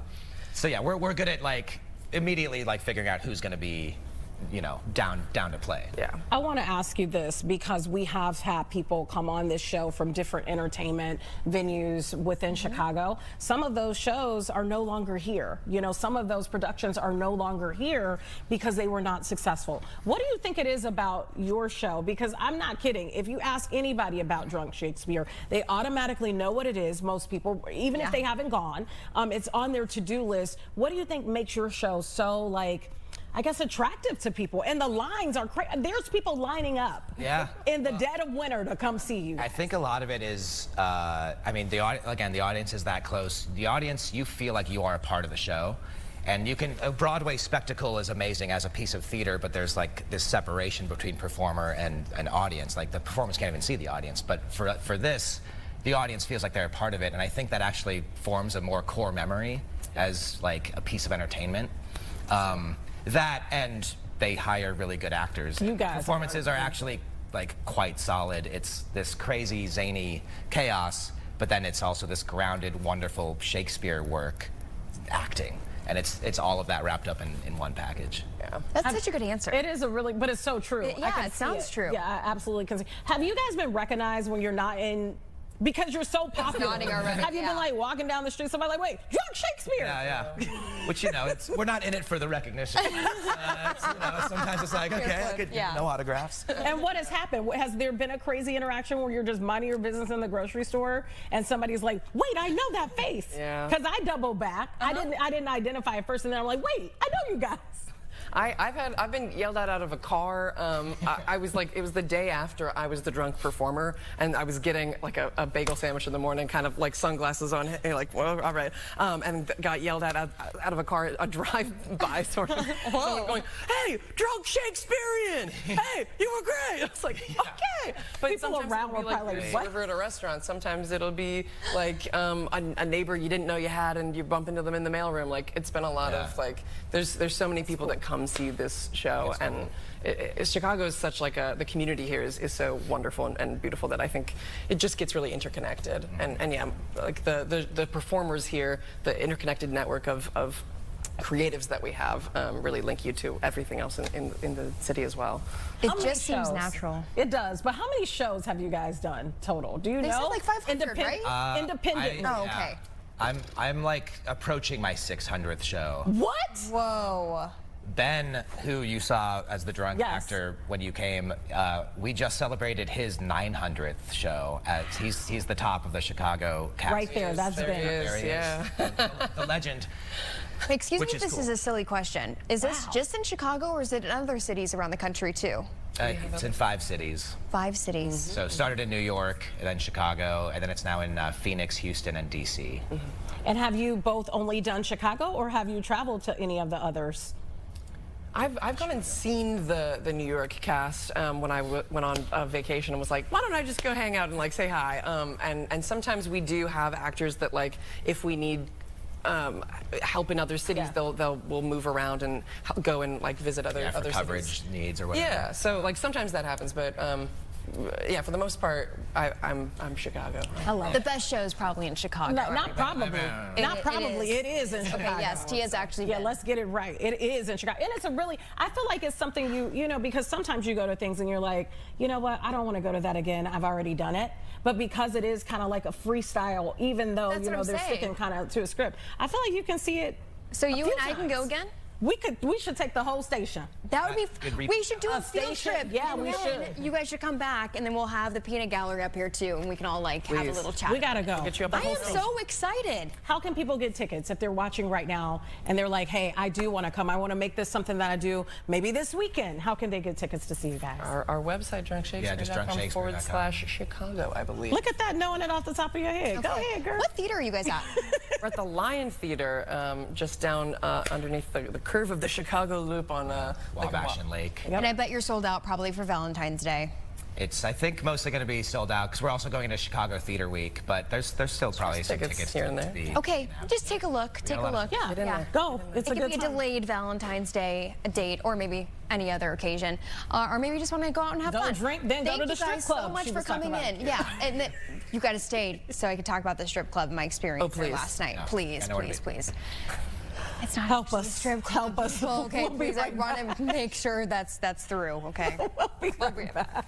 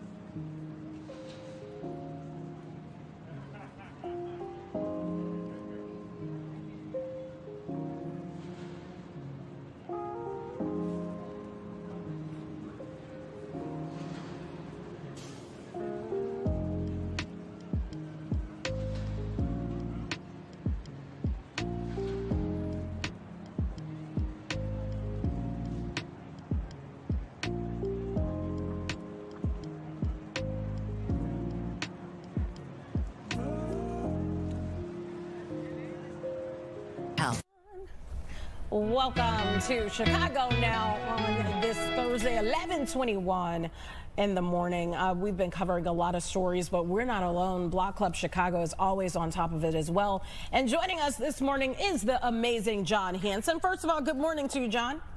How are we doing today? We are doing good. Even better now that we're seeing your amazing face on Zoom this morning. Look at that. My face brings joy. I love that. You know what? I'm so glad that I saw your smiling face, because at first I could not hear a peep from you, John. Because I'm having some like audio last week when I issues. started talking while you guys were in the previous segment? Is that what you mean? Yeah, okay, so this is kind of payback. I just wanted to really shut you off until we're ready to go. We got to talk about this food delivery, especially when it comes to these robots. I've seen some of them. I love having a really hard time trekking through the snow in Chicago. I said they need snowshoes or the chains or whatever, but it's come up, and the big question is, should food delivery robots be allowed in Wicker Park and Logan Square? They are cute. The alderman wants input on this. John, break it down. What's going on? Is there some type of battle going on between these robots? And the sort city? of. I mean, not between them themselves. Boy, that would be an interesting story if they started fighting amongst each other. Then I'd be all for it. I'd want to watch that. No, look at that. I mean, they're kind of cute, right? And they're kind of quirky. It's basically they deliver food for you. The restaurant puts it in. Someone tracks it. Well, the robot goes. Someone tracks it, allegedly. There is a video on there that someone can watch where they're going. We've seen the videos of them getting stuck in the snow, and Chicagoans like anyone that's stuck in the snow in their car helping push the robots along. And I think a lot of people do like them, but now there are some questions being raised about, are they taking up too much sidewalk space? They don't move all that fast, 5 miles an hour or less. But one gentleman, Josh Robertson, is leading a petition, and it started this late last year, just saying we need more information about how they're collecting the data, how they're being used, how they're being expanded. This is all part of a pilot program that I got to admit, guys, passed in 2022 by the city council. It was announced by Lori Lightfoot to bring these pilot programs for these two companies, Coco and Serve, to serve these things in Chicago. And there's like no coverage back in 2022 about this. A couple like niche articles about it coming, but it's something that I don't know whether it was purposely done under the radar or we just didn't pick it up. But it was not a big story when this passed. Lo and behold, they come to the city a couple years later after the bidding process and all that works. And people, I think, are split. Some people find them cute and effective, and boy, they can get the food there pretty quickly. And then, but some drivers are upset, right? This is taking away potential jobs for the gig economy for people that rely on doing this for a living. And then this Josh Robertson just raising a lot of questions about space. In that great B-roll you have there, there's one image of the robot going down a real narrow pathway. And Josh and his kids were walking one day and had to like dodge out of the way of this thing. And then it becomes this question of, all right, there's a lot of different people that use the sidewalks. There's elderly folks that use the sidewalks. There's people with physical disabilities that use the sidewalks. Have we really dove into this in the right way? And should we maybe slow down on a few? Look, there's this person on a stroller, right? And they're kind of good at avoiding people, but they do kind of bump into you if you've ever seen them. So it's a whole thing. So anyways, there were parameters on which neighborhoods they could go in for the pilot program. They want to go into Wicker Park, which if you've walked anywhere near Wicker Park in the last 7 or 8 years, it's packed. I mean, Milwaukee Avenue near Damon is nutso. So the thought of adding these robots to these 6-corner intersections, that's the other thing too. The Wicker Park area has those diagonal streets that go through it that really add a whole nother mess to this. So now all of a sudden, even though it passed with no problems in 2022, now that we're actually seeing these robots here, the La Spada, the alderperson there, is saying, hold on, let's maybe slow down here and let's ask the neighbors whether this is something we really want or not. Now, the speeds are capped at 5 miles per hour. I'm just playing devil's advocate here, just asking, what's the difference between one of these and a stroller if people are saying, they're taking up too much space, if somebody's actually, got it navigating through the neighborhood? That's fair. I think, and this is what Josh Robertson said, I interviewed him about that same sort of thing. Like, we all kind of take up space, right? And his argument is, but we're humans, we're people, we're entitled to use the sidewalks. We shouldn't be asking permission or moving out of the way or dodging robots on the sidewalk. Robots who might take jobs from other people. Robots who are collecting information and have cameras on them, right? Like, where's this data going? That's a good point. We don't really get a lot of information from these companies about some of this. And I'm not saying it's nefarious, and neither is the petitioner and the thousands of other people who have signed up. But they say, how about some transparency here? What is happening with this data? How are these things operating? And is it really worth expanding? Because right now they're talking about 10 of these things in the first ward. May not sound like a lot, and probably isn't, But okay, let's say we do it and we don't raise, get more information on them. 10 becomes 20, becomes 50, then all of a sudden we're stuck with a real problem. I think Josh Robertson, again, the guy who started this petition, recognizes that this is not our biggest issue of the day, and it's not taking over the sidewalks. But I think he raises a good point, and he's raising it at a good time. Before we expand, before we say, oh, the pilot was a success, come on to Chicago, these two companies, make it work. And I think now is the time to be asking these questions. Yeah, especially when you're talking about jobs, because we do know that, AI and these robots are trying to eliminate us and probably a whole lot of other people's jobs. So not you two. Everyone else, though. That's fair. That's fair. Never know, John. I will say, John, I didn't comment much on the story, and it's good for good reason. It's because I'm a big fan, actually, of the Cocos. If you go to my TikTok, I actually made a video of one. So please go check that out. It's actually a masterpiece. But I will agree that, yeah, there's more questions that need to be answered when it comes to the data that it's collecting, and yes, taking jobs. But look at him. You don't have to backtrack, Gabby. There's a lot of people that agree with you. They think they're cute. They're efficient, they get the food there hotter, and they get there faster, and they serve a purpose in the city. I think a lot of people are on your side. They're like, what's the big deal here? Sure, let's learn a little bit more, but this is the future. And I have this conversation a lot on my radio show. The idea of technology coming along, it always has, right? There used to be elevator operators in every building. Now there aren't. And why would there be, right? Jobs evolve, technology evolves, and you really can't get in the way of it all that much. Maybe you can slow it down a little bit. So a lot of people say, look, this is the future. Does Chicago want to be a part of the future, welcoming companies to the city, bringing these tech jobs, these tech dollars, this innovation to our city? Or do we want to be left behind, right? So I think it's a legitimate question, right? If this stuff works, it's efficient, it does take up the same size and same speed as a stroller, maybe this ultimately is the decision and the way we are going to go. And maybe there's no way to stop it anyways. What's the difference? Gabby says it's cute. What's the difference between this and like a scooter or like a phone? I mean, they're all machines in a way. I mean, I don't look at my phone and say it's cute. Tia, this one has charm. They have eyes. They have charm. Your car technically has eyes. I don't walk around and say, I find cars cute. Look at I find cute. Natalie Baumke's car is cute. There's cute cars. Come on. My little Mazda was cute until the left side mirror fell off, and not so much. Now anymore. it doesn't have an ear, so it's. It doesn't have an ear, and that's it's not symmetrical, right? Just saying. Guys, cars are cute then. He didn't do anything to you. We have a lot to get through because you guys also are doing the public service of giving people a pizza guide. Yeah, so this story's wacky because we kind of have a pizza correspondent. Well, here's the thing. Like, I thought I knew what deep dish pizza was, right? I'm not like a deep dish connoisseur, but I'll have it like once every 3 months. I think that's what most Chicagoans do, maybe once a year. It's not like we're eating it all the time like the rest of the world thinks we are. But I'll have it. I enjoy it. I love Giordano's, if you don't mind me shouting them out. They're my favorite. But John Carruthers is basically this guy he's a food and beer expert, and he's our pizza guy. He makes pizzas himself and sells them in his back alley for a good cause. He's this great guy. Oh, yeah, we've had him on. We've had him on, John's John. great. Yeah. Yeah, he's awesome. And so he's our kind of pizza correspondent. So he wrote this whole thing. I can't even go into it, but he starts with the history. Pizzeria Uno, 1943. They're the originators of deep dish. Everyone agrees with that. But there's a lot of disagreements about what that actually qualifies as a deep dish pizza, because there's pan pizza as well, and there's stuffed pizza as well. And I think a lot of us just use deep dish as like a cover-all for all these things. My mouth is watering. Me too. I couldn't even memorize this enough to bring it to you on Fox 32 to get it all in there. Suffice to say, they're all different. And there's different layering of the doughs and the tomato and like how much cheese and stuff you put in it that would change perhaps the classification of it. Okay. So if you really want to dive deep into the history of it and what the differences are, please go read the article. So we got some of it. So for deep dish, okay, what qualifies is the structure, John.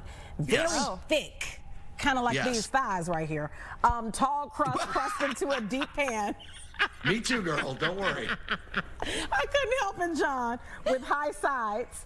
And then in terms of texture, it's the crust. And then the eating style, they say you usually have to eat it with a knife and fork because the slice is heavy and dense. So that's what qualifies for deep dish.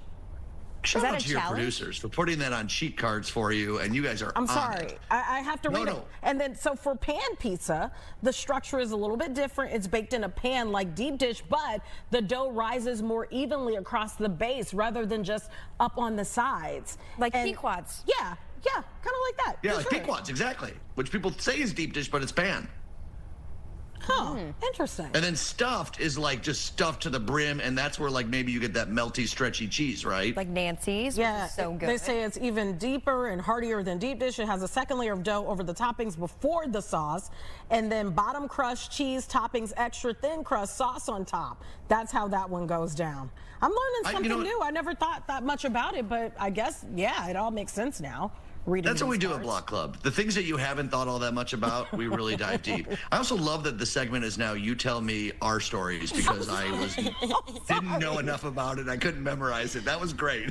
Have you ever Thank had? you. I'm glad you had the details. Have you ever had a double-decker pizza? No, I haven't. Yes. You have? Yes. And yes, what, and that's what double makes dough, that one right? different? Like that is like we're layering dough on top of dough essentially. And those are my favorite. Because why not? Free will. Dough is the best part. I mean, the carbs are the best part of the pizza. Cheese is second. Sauce is third. Toppings are fourth. They say that I rank particular the importance of that. Okay, and I actually can agree with you. Yeah, I was going to argue with you, and I was like, wait, that's actually kind of Yeah, true. it makes sense. Yeah. They say that's the rarest style in the city. It's more common in the suburbs. And the structure is 2 full layers of dough with toppings and sauce in between, almost like a pizza sandwich, John. Oh, I'm hungry. You know, we're kind of skinny in so this good. city. That's why it's not here. That's how why I got these it's thick in thighs. the suburbs. Thick thighs save lives, John. Don't forget. They do. And I was going to say, hey, let's switch subjects so that we can stop talking about food, but it looks like we're still going to kind of be talking about food. Yeah. 12 ways to celebrate a Galentine's Day in Chicago. All right, I just got to ask. Is this really a thing, ladies? A lot Like, for a we lot are- of ladies, yeah. They do this. Is it really? Because I always wonder, because I don't got a lot of ladies in my life, so I'm just curious. Like, do you guys actually all celebrate? Like, do you guys get together and do these things? I don't, but a lot of people do, and it's become more popular. Do you? Mostly because I go to bed at like 6 p.m. So no, I don't really do anything, to be honest with you. But I haven't. It sounds But fun. it's Maybe taken a off. one-off. Yeah. It seems like I it's love the taken idea off. of it, right? Yeah. Like we're doing this couples thing, and that's great. First of all, not everyone has a significant other. Correct. Might be a lonely day for them. Everyone's got friends, hopefully. Let's gather together. Women power. Let's do it all at once. We've got a full list of them. The Bamboo Room is one of my favorite ones. This is at North Clark.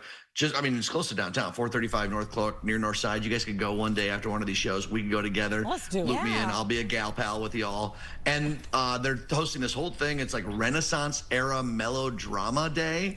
And they're promising mischief, magic, and love. It's $100 a person, which is a little bit, but then it comes with some 4 tropical drinks. And they got a woman-led team of mixologists as well, selection of small bites. That one I think was one of my favorite because I like that it is a theme within a theme, right? Wrapped on up. But there's Once Upon a Canvas, which is a Galentine's Day affair happening at the Sheridan downtown as well. And it's a special event at the riverfront. So if you guys want a nice night out, it's $48, but you get some light bites, some live music, some cocktails. So like the gamut runs from like more divey places where you can celebrate to like the higher end stuff too, which I like too. I love that. You're high end, John. You like things that are I am not. Give me a dive bar with a stool where someone etched their initials into it and like a stuffed marlin on the wall and like a thing of cheese balls and pretzels. Oh, that's where I live, ladies. Yeah, I that's mean, my that kind of is party too, honestly. I gotta start eating more before the show. It's too much pressure. No, this is the prime time when I get hungry, right around 11:30, where I cannot handle it anymore. So thank you very much, John. John Hanson. Yeah, no problem. Enjoy that. It's always a pleasure to spend some time with you. It really is. You guys are the best. You're all dressed up, and I did not get that memo, by the way. Oh, we're actually celebrating Galentine's Day right now. Oh, and well, you're joining thanks us. again. I got black and white like everything else I wear, so I need to pop some color on in here. Perfect. So. Well, we're gonna have to let you go because next we're gonna be talking about the strip club. Because I went last night to the strip club, and look, he's nodding his head. I think he knows exactly what it is. Have you been? Over in Wicker Park. Let me give you a hint. You do keep your clothes on. Everyone has their clothes on in this place. That's not my kind of party. No, I'm kidding. I can't wait to talk more about it. We'll have that right after this break. John Hanson, have a great weekend. Stay with us. We'll be right back. Bye.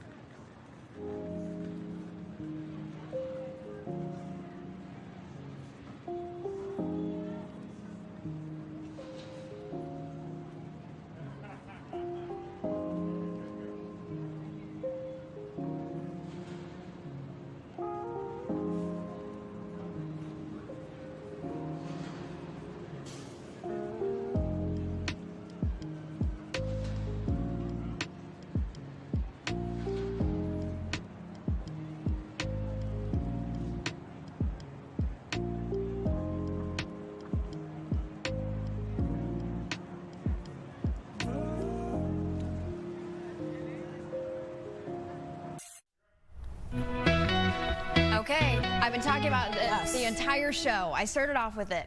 We went to the strip club last night. And now I get to see it. Not the kind of strip club that you guys are thinking. Get your head out of the gutter. It's a new spot that's new to Wicker Park area. And who doesn't love a photo booth, especially when you see all these different TikTok, social media trends, people taking these great strip card photos, if that's the right word for it. But it's opening tomorrow. It's a new studio that brings these different photo booths to one spot. I love this. And one person is restoring them. Well, it's a couple, and they're joining us live right now, owners and founders of the strip club, Andrea and Anthony Vazzari. Thank you guys so much for joining us. Thanks for having us. Thanks for having us. Good morning. Okay, like I said, last night was so fun. Let's just have you guys explain it, I guess, and then luckily we're there with you so we can have a pan and a look at your space. What exactly is the strip club for people who are very confused right now?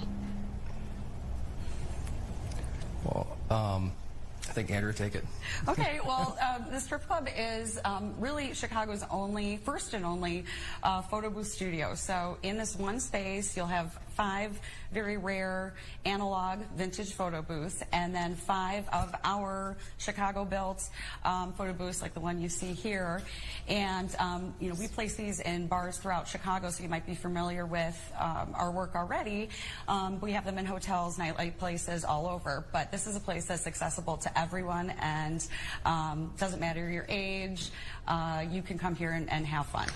How did this come to be? Like, what was the mindset behind creating this space and having this? Because, you know, when you think about strip pictures, especially now, you know, having these strip card pictures, it's almost like a thing of the past for a lot of people because of social media. They don't even have, you know, a picture you can hold in your hand. So what was the mindset behind creating this space? Well, this is, you know, a long time in the making. It was organic. It was never necessarily planned, but you know, we've been doing this nearly 20 years with photo booths all throughout the city, and there's just been such a great resurgence lately. People really, you know, maybe with some of the social media trends that are going around, people are really back into having physical media in their hand. And I think that's a lot of it. You know, it's just that experience of being in the booth, getting in there with your friends, having a moment, and not only having that moment, but a tangible artifact, a tangible memory from that evening. And it's just a lot of fun. So I thought, you know, why not make it that a destination instead of just a photo booth in the back of a bar? You know, that was our idea. I totally get it, and it's such a great idea. I think people are going to flock there. I know that you guys already have a great kind of like buzz going on, social media presence too. But Anthony, I want to stick with you because you are the person who's bringing some of these very old photo booths back to life. Do I remember that there was one from like the 1930s that you have up and working? Correct me if I'm wrong. Yeah, we do. We have one, what's called a Model 9, 1947. It's a pretty rare machine. It's on loan from us from the Photo Booth Museum in San Francisco, run by Photomatica. It's on extended loan, but it's, for what we understand and what we know what's out there in the world, it's currently the oldest operating photo booth in public. And it's just a very unique machine. The photos are a little soft, and it's very special. So right now, that's the oldest one we have operating in the space, 1947. So tell me how this works. So I want to come there with my friends. Is there a flat fee for entry? And then how many different booths do you have there? So it's free to enter, so there's no admission fee. If you want to come in and just take one photo, it's $7, and it's all credit cards, so you don't have to worry about getting that dollar bill and the bill acceptor. But each photo booth has kind of a different vibe. They all have a different format as well. So our vintage photo booths have the classic strip of 4, whereas our digital booths have all different kinds of formats. So we have one for Valentine's Day with a heart right now. We've got some other really fun ones where you get one black and white, one color. So what's fun is you can just bop around and try all of them, but they all have different functionality, a totally different aesthetic to them, and people are really having a fun time with that just because it's a real variety, and usually you never see this all in one place. Yeah, it is so cute. And you know what? I'm beating myself up because I did not bring my actual copies that I took last night. I know, you have to look at my Instagram because I'll be posting some of them. Because yes, I got one in that heart and it was really cute and vintage looking. And they make you look so flawless too. I have to ask as well, you know, what do you envision with this? Do you envision maybe a group of gals going and taking pictures together, or maybe even baby announcements, or, you know, save the dates kind of thing? I guess engagements. Yeah. Engagements, anything like that. What do you actually foresee with the reason people going? Yeah, so I believe that one of the big reasons there's a resurgence right now is because of social media, because people will post online and on TikTok or Instagram, oh, hey, there's this really super cool new photo booth and this is what the photo looks like.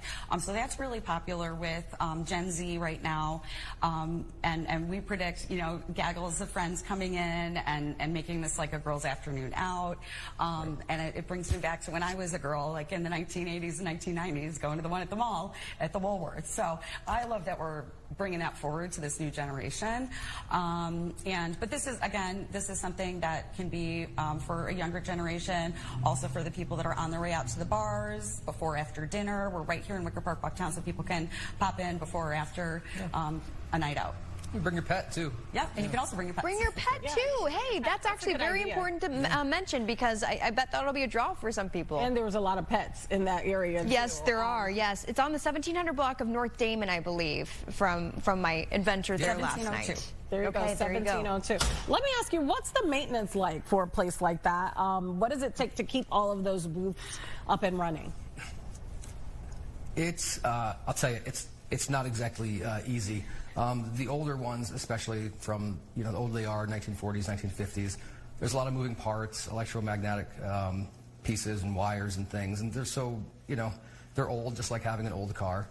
So over time, you know, there's a lot of wrenching that needs to be done. There's chemistry that has to be changed all the time, and it's, you know, it was a labor of love for many, many years, and it still is, but it's also, it's definitely a labor working the machines, and there's many a bruised knuckles at times. So it's definitely a lot of work, but it's worth it.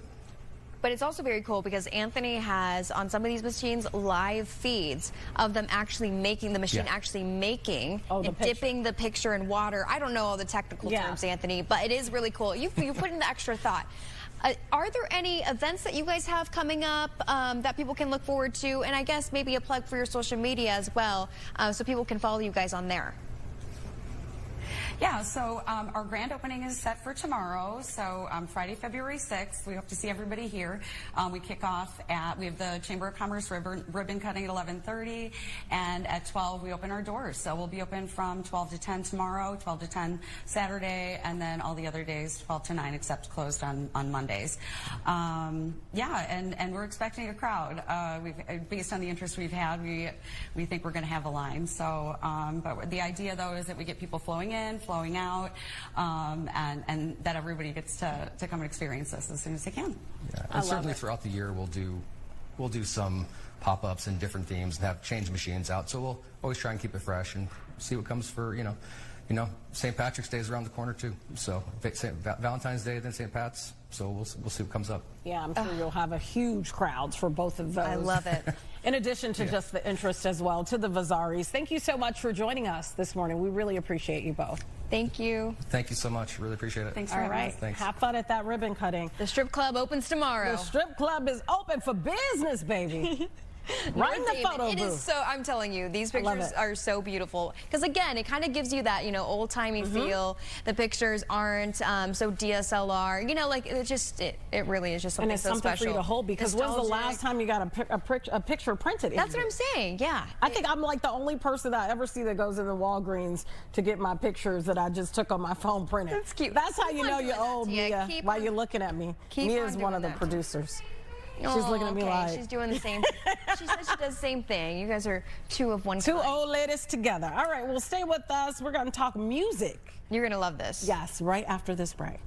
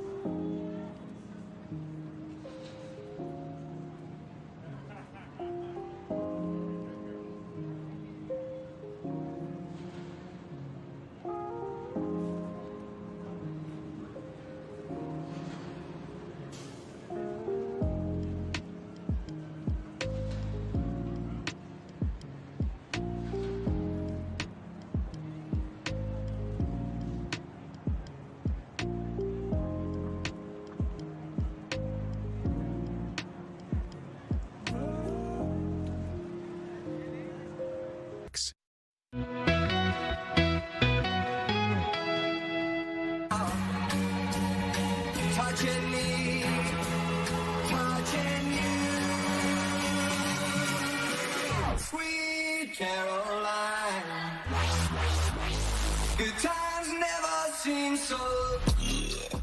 Yeah, baby, that's how you mix it up. Hey, now I want to go. It's funny because I can't hear it. Well, it's also the way you held on to that Caroline at the end. Caroline. I can't do it like you. But anyway, so we are with Levity. They will perform February 7th right here in Chicago. You know, Chicago is home to a lot of amazing music talent. These two, no exception. They're expected to make Chicago history with a record-breaking show. This is going to be at the Wintrust Arena, and it's this Saturday. So if you're watching right now, just go online, get your tickets. We have 2 of 3 of the members. This is John Holdren and PJ Carberry joining us in studio. You guys are talented. I was not expecting that beat to drop like that. Thank you, thank you. How did you guys even come together? Did you already know each other? Did you grow up together? How did you become a group? We met in college on like the first day of college and just kind of bonded over music, and then we kind of were like, we should try making music, and then it's kind of just like, you know, snowballed ever since. Yeah, 2017 and then, you know, 2026 now, and we're doing this. Makes no sense. Crazy to think of. What school do you guys go to? University of Iowa. University of Iowa. Go Hawks. Go Hawks. Now look at your following. Now, I mean, like I was telling you, I even have close to 20 friends who are following neutrals, who are following you guys. How did you get to this point? When did you know you made it? Because you're really living out people's dream. There's a lot of people who are wanting to be in your shoes, especially now. Oh yeah. Yeah, we there's a festival in Rothbury, Michigan, I think, called Electric Forest, and we went there as fans, and just kind of by luck, like an artist missed their flights, and they couldn't make it. It was a really small set, and we were just there. We got asked like, oh, just fill in, and there were like 50 people there. But people walking by just heard us, and it turned into like thousands. And then we just kind of posted videos online of it, and then, you know, the way like TikTok and Instagram Reels and stuff work, it just kind of like took off. And yeah, it's been really nice, like finding our audience. Yeah. Is it weird to be like heartthrobs now? Like you're like the posters on girls' like walls in their bedroom. Is that weird to think of? But it's true. I mean, is that weird? Looking through. Probably not pictures on the walls, I'm assuming, but it is definitely weird being, I mean, it's also very grateful, but definitely weird being kind of like in the spotlight a little bit and just kind of having people recognize us when we're kind of out or something like that. It's definitely something to get used to, but especially because we've been fangirls of a lot of artists over the years, you know. So it's like it's definitely like strange when someone is like, oh, like I love your music, like it's changed my life or something, and it's like, I have that with someone else. Yeah. You know, like I know you're kind of crazy. Yeah, exactly. Because I'm that kind of crazy. I get it. So tell us about this performance that you're going to have on the 7th. Is this the biggest stage? Because I'm looking at this crowd, and this looks like a heck of a stage. Huge. So yeah, I feel like festivals and headlines are like a little different. Like festivals draw like a lot of people. Right. And then headline shows. It'll be our biggest headline show. I think it's 8,600 people in Wintrust Arena. Wow. And yeah, we're gonna be setting the record in North America for the most lasers at a concert ever. Yeah. Now wait, how did you get into that part of it, adding lasers to your show? Why was that important to you? I feel like we've always been like really we've always loved lasers, been very laser heavy with our first tour. Especially with our genre like, you know. Yeah, dubstep loves lasers. We love it. That's true, that is true. But with our first tour, we did we kind of stripped everything back and we were like, this is what we want to spend our money on. We went very laser heavy on it. And ever since we did that with our first tour, we were like, this is what we want to do. And this is the kind of the show we want to put on for people.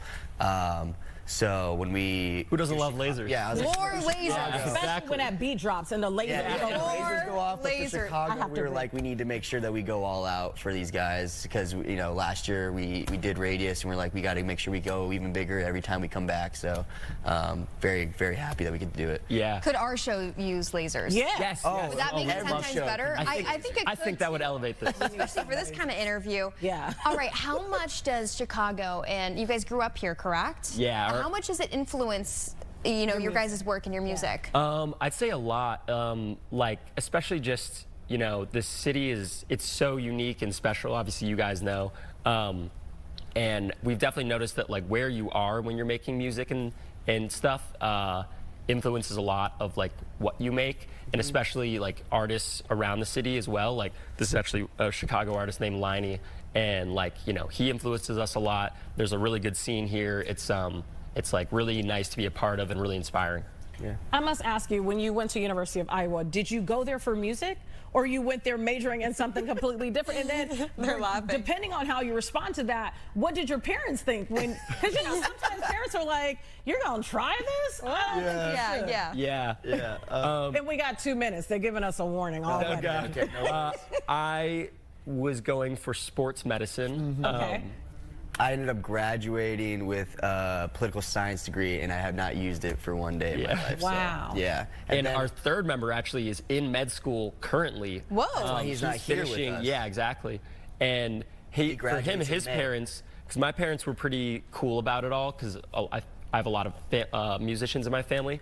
But for our med student, third member, his parents have like no idea, and they didn't really get it until they saw us play live in person, and they were like, "We get it now." That was probably an amazing experience. Yeah, he has a video of him telling his parents that he wanted to stop school and become a DJ, and he said it's probably the funniest video ever, just because of their reactions, because he's like on a FaceTime call, and they were like, "You are like, what are you talking about?" But it has definitely worked out. So now when you bring him to the stage, you gotta say, "Bring him to the stage." Yeah, and then Dr. Levity.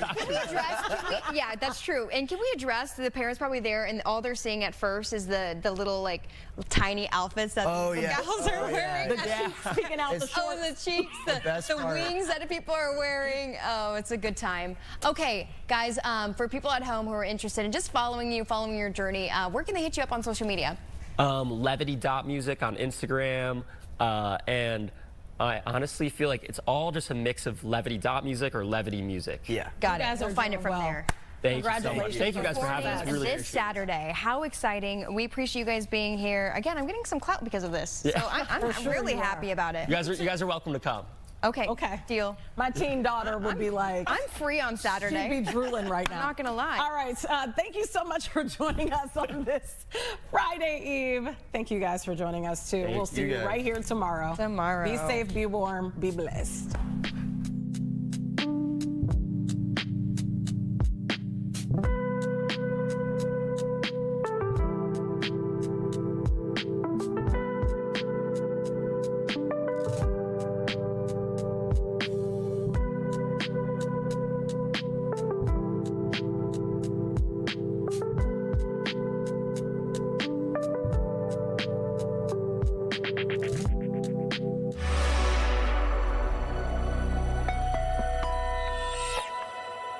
in my year.